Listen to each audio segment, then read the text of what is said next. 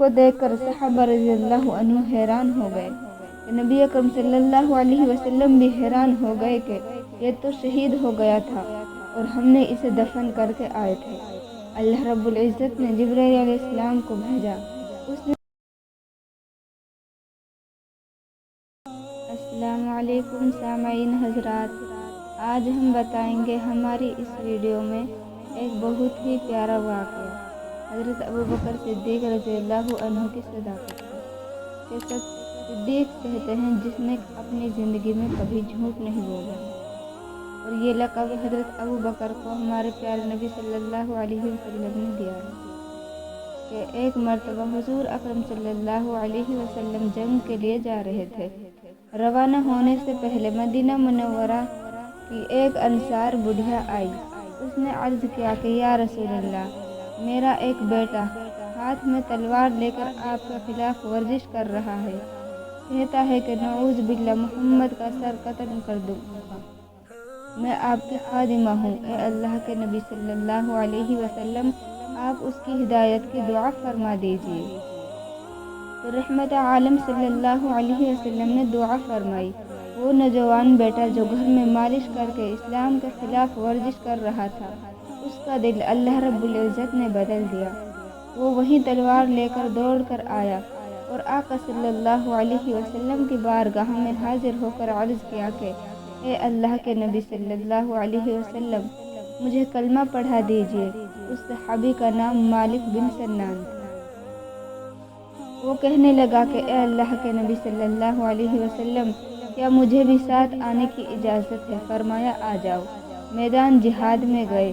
नया नया इस्लाम का जज्बा था, लिहाजा जाते ही शहीद हो गए।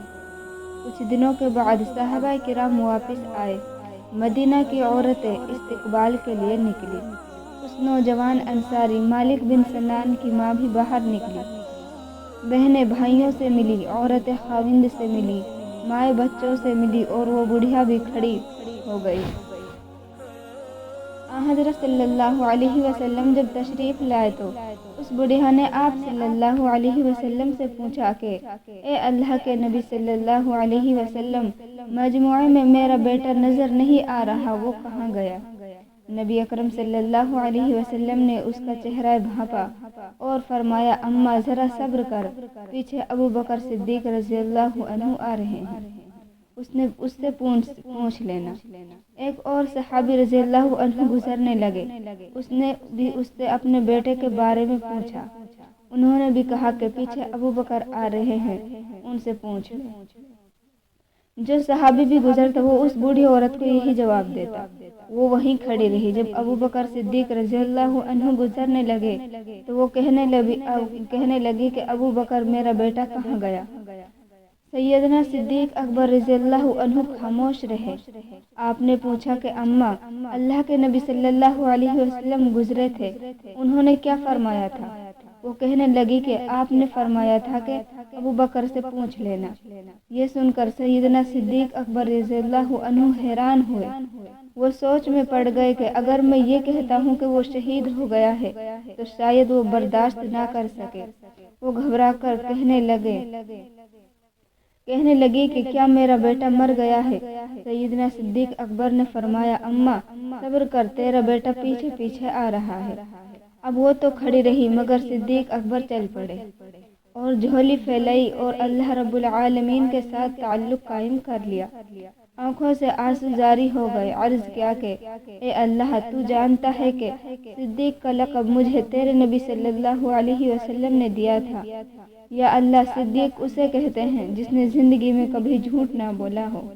या अल्लाह, अगर क़यामत के दिन मेरा यह झूठ मेरे महबूब के सामने देख लिया तो मैं क्या चेहरा दिखाऊंगा?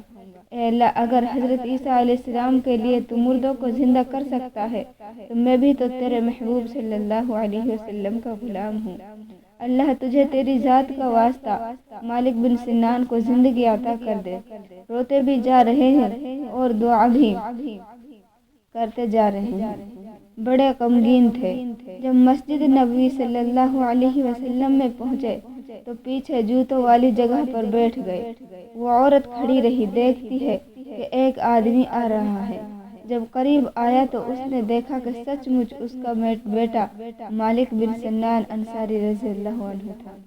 ماں نے گلے لگایا، ماں نے رخسار کا بوسہ دیا۔